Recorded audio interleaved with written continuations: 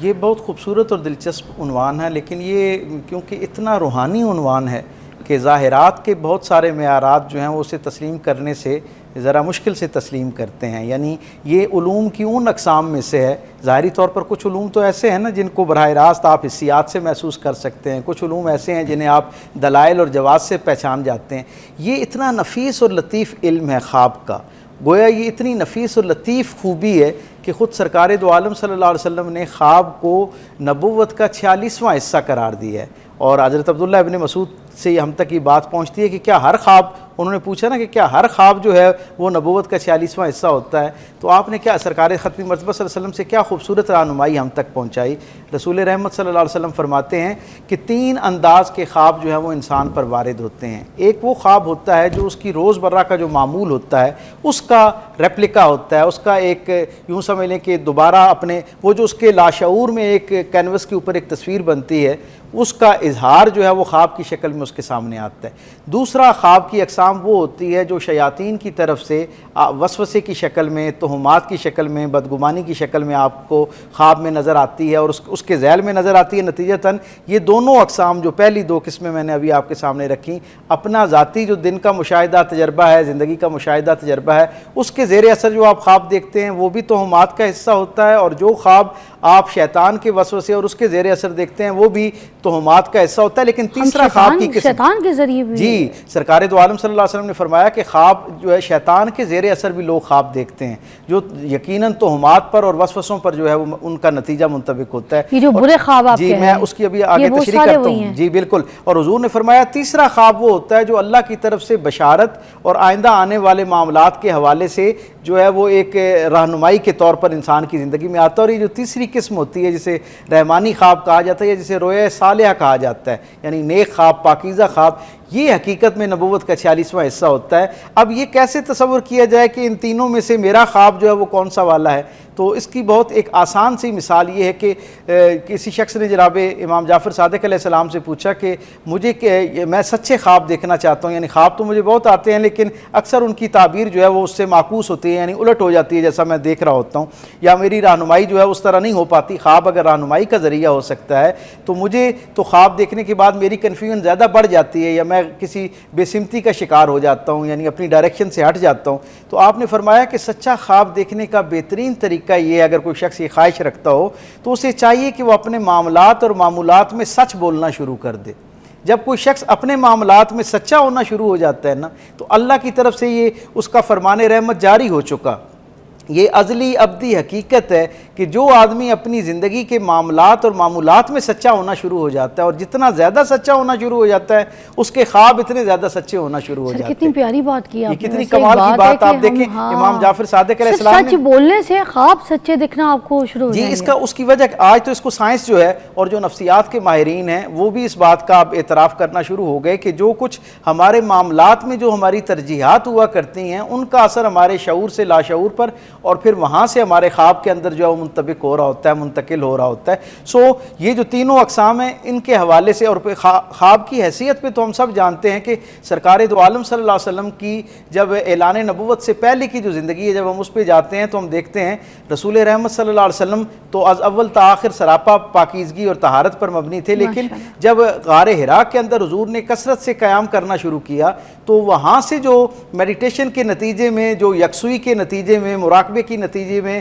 اللہ رب العزت سے جو آپ کا قرب جو ہے وہ بڑھا، تو ہم دیکھتے ہیں کہ تاریخ بتاتی ہے، سیرت نگاروں نے لکھا کہ رسول اللہ صلی اللہ علیہ وسلم کو کثرت سے خواب آنا شروع ہو گئے، اور وہ جو خواب ہوا کرتے تھے وہ اتنے مبنی بر صداقت ہوا کرتے تھے، اتنے سچے خواب ہوتے کہ حضور جس صبح اٹھ کر خواب بیان کرتے اگلے دن میں اس کی تعبیر ظاہر ہونا شروع ہو جاتی، اور جس شخص کے بارے میں جو خواب دیکھتے ویسی تعبیر ہونا شروع ہو جاتی. کیا بات ہے، ماشاءاللہ. ایک بریک لیں گے، بریک کے بعد آپ کو جوائن کرتے ہیں، مگر میں پھر بریک پہ جانے سے پہلے ایک بات آپ کے کان میں دہرا دوں. مجھے تو ابھی جو سر سے یہ بات پتہ چلی ہے،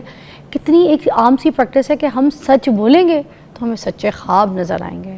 واو. بریک لیجیے گا. جی ناظرین خوش آمدید. اور ہم آج بات کر رہے ہیں سچے اور جھوٹے خواب کی تعبیر کے اوپر. اچھا سر، یہ جب خواب ہم دیکھ لیتے ہیں جس میں آپ نے بتا دیا کہ سچے اور جھوٹے خواب ہوتے ہیں 2 طریقے کے،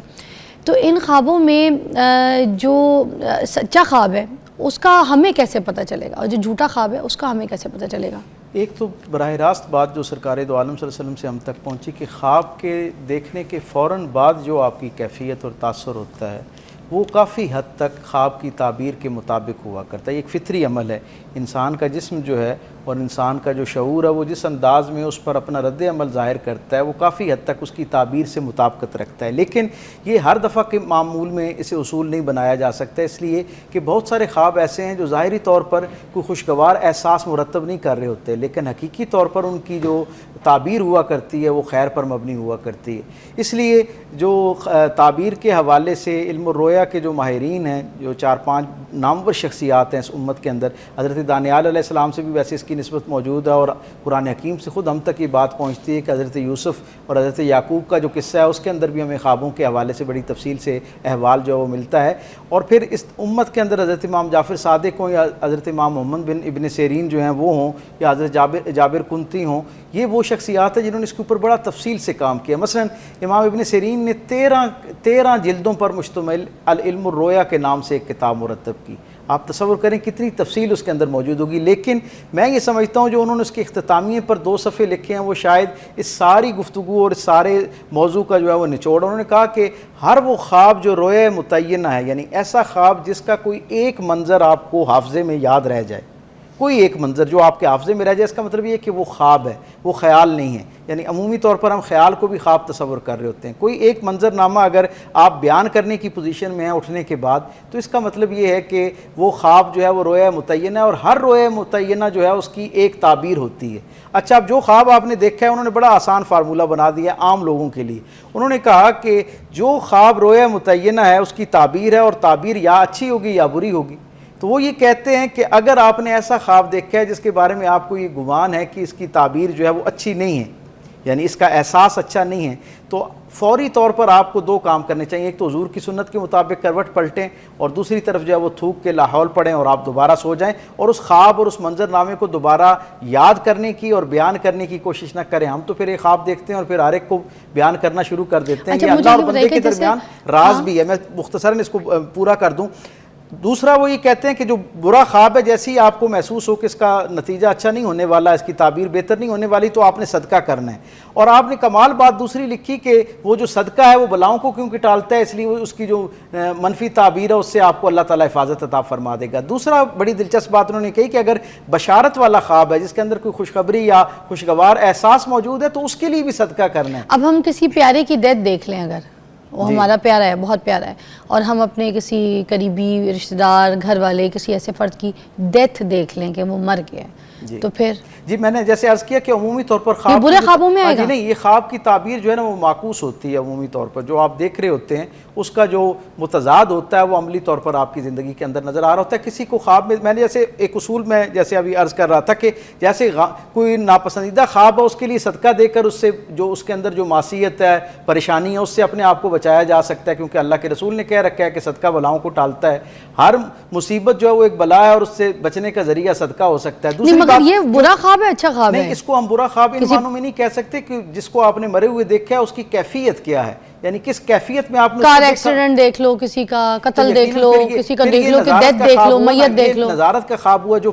فوراً پہلے لمحے میں آپ کے اوپر ایک کیفیت وارد کرتا ہے اور وہ ناخوشگوار کیفیت ہے. تو اس کا آسان حل یہ ہے کہ بجائے اس سے خوف زدہ ہوا جائے اس کا فوراً صدقہ کیا جائے. اور جیسے میں دوسری بات مکمل کرتا چلوں کہ انہوں نے کہا کہ جو بشارت والا خواب ہے جس میں کوئی خوشخبری نظر آ رہی ہے اس کا بھی صدقہ دینا ہے، کیونکہ صدقہ جو اللہ کی رحمتیں ہیں ان کی حفاظت کا ذریعہ بنتا ہے اور ان کے قرب کا ذریعہ بنتا ہے. تو جب آپ بشارت والا خواب دیکھتے ہیں تو اس وقت بھی آپ نے صدقہ اس لیے دینا ہوتا ہے کہ جو اس کی اچھی تعبیر ہے وہ جلدی آپ کی زندگی کا حصہ بنے اور آپ اس سے استفادہ کر سکیں. اور کبھی ہم کتے، بلی، سانپ، کوئی عجیب طریقے کی چیزیں دیکھ رہے ہوتے ہیں، تو وہ جو خواب میں آتے ہیں سانپ وغیرہ عجیب سے. علامہ ابن سیرین نے یہ لکھا کہ وہ جانور جنہیں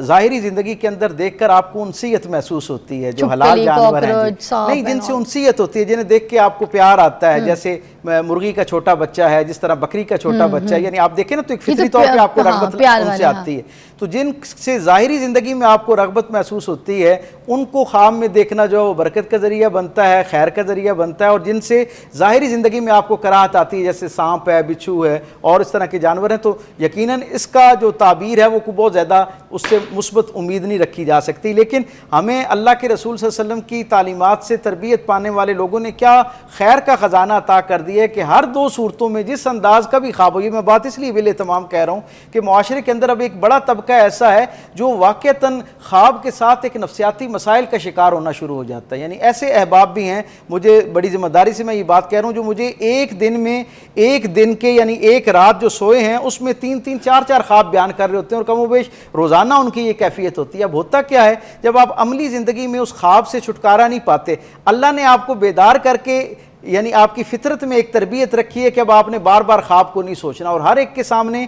خواب کو بیان بھی نہیں کرنا. یعنی نظارت خواب کی تعبیر کسی سے پوچھ بھی نہیں سکتے. نہیں, آپ خواب کی تعبیر پوچھ سکتے ہیں, میں نے کہا ہر کسی سے بیان نہیں کرنا. اس کا مطلب یہ ہے کہ جیسے آپ کے جسم میں کوئی تکلیف ہوتی ہے تو آپ اس کا جو ماہر ڈاکٹر ہوتا ہے, طبیب ہوتا ہے, جو اس خاص علم میں مہارت رکھتا ہے, جیسے آپ اس سے روشنی لیتے ہیں, اس سے رہنمائی لیتے ہیں, اس سے تجویز لیتے ہیں, بالکل اسی طرح یہ ایک الگ علم کی پوری ایک قسم ہے. اور اس پر دنیا بھر میں لاکھوں لوگ ایسے آ چکے تاریخ میں جنہوں نے اس پر بڑے ذوق کے ساتھ کام کیا اور بڑی باریک بینی کے ساتھ خواب کے اندر آنے والے یہ جو کچھ ہم خواب میں دیکھتے ہیں نا, جو ہمیں جیسے ابھی ہم نے اظہار کیا, جانور نظر آتے ہیں, کوئی منظر نامہ نظر آتا ہے, اپنے ہمارے رشتہ داروں میں سے, جاننے والوں میں سے, ورک پلیس پہ کام کرنے والے لوگوں میں سے کوئی آدمی ہمیں خواب میں نظر آتا ہے, تو یہ بنیادی طور پر خواب استعارے کا علم ہے. استعارہ کہتے ہیں علامت کو, یعنی اس میں ہر چیز جو آپ کے خواب کے منظر نامے کا حصہ ہے, حقیقی معنوں میں وہ چیز جو ہے اللہ کی طرف سے ایک علامت کے طور پہ آپ کو خبردار کرنے کے لیے ہوتی ہے. اس علامت کے ساتھ مثلا ایک ہی شخص ہے, اس کے ساتھ ان دنوں میں میرے تعلقات بہت اچھے ہیں, اگر میں اسے خواب میں دیکھوں گا اور مجھے عام زندگی میں اس سے مل کر فرحت حاصل ہوتی ہے, خوشی حاصل ہوتی ہے, تو اس کا خواب میں مجھے دیکھنا جو ہے وہ ایک پازیٹیوٹی کی علامت ہے. لیکن وہی شخص اگر چند دنوں بعد کسی وجہ سے, چند دنوں کے لیے صحیح, اگر میرے اور اس کے درمیان کوئی ایک خلا آ جاتا ہے, تعلقات میں کسی درجے کی شکر رنجی آ جاتی ہے, ناراضگی کسی صورتحال پیدا ہو جاتی ہے, اور عملی زندگی میں اور وہ آپس میں جب ملتے ہیں تو ہمارا اورا ایک دوسرے کو جو ہے وہ کلیش کرتا ہے, اور نتیجہ یہ ہوتا ہے کہ ہم ایک دوسرے کے ساتھ کمفرٹیبل نہیں ہوتے. تو جب اس شخص کو خواب میں دیکھتے ہیں تو اس کے نتائج جو ہیں اس خواب میں یہ علامت جو ہے وہ پازیٹیوٹی کی بجائے نیگیٹو ہو جاتی ہے. اچھا, مجھے ایک اور چیز بتائیے, جیسے ہمارے پیارے ہوتے ہیں, ہمارے عزیز ہوتے ہیں, والدین ہوتے ہیں, کسی کا انتقال ہو گیا, اب ہمیں خواب میں وہ نظر آ رہے ہوتے ہیں کبھی کبھی, ٹھیک ہے, تو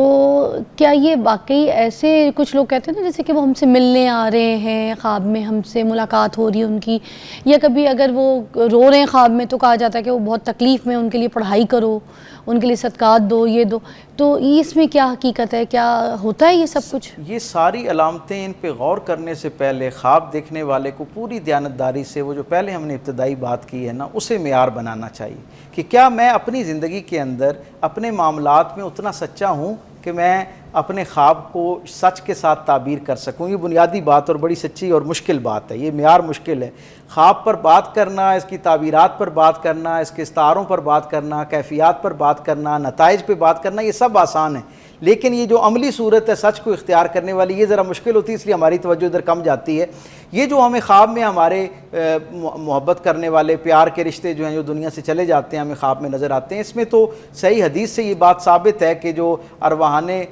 مقدسہ ہوا کرتی ہیں ان کا بھی دنیا کی طرف سیر کا جو ایک احوال ہمیں ملتا ہے کہ دوبارہ دنیا کے اندر آتی ہیں اور یہاں پر جو ہے, بلکہ ایک حدیث کے مطابق تو ہم تک یہ بات پہنچتی ہے, سرکار ختمی مرتبہ صلی اللہ علیہ وسلم سے ہم تک یہ بات, ان سے منسوب یہ بات ہم تک پہنچتی ہے کہ جو اہل خاندان میں سے جو روح دنیا سے چلی جاتی ہے وہ ہر جمعرات کو جو ہے وہ واپس آتی ہے, اور اللہ تعالیٰ کی طرف سے جہاں آسمان میں روحوں کو اکٹھا کر رکھا ہے وہاں سے ان کو ہر جمعرات کی شام کو ان کو بھیجا جاتا ہے. برزخ سے, جی برزخ سے جی, عالم ارواح روحیں جو ہیں نا وہ ان کے لیے اللہ رب العزت نے عالم بالا کے اندر ایک باقاعدہ نظام مرتب کر رکھا ہے.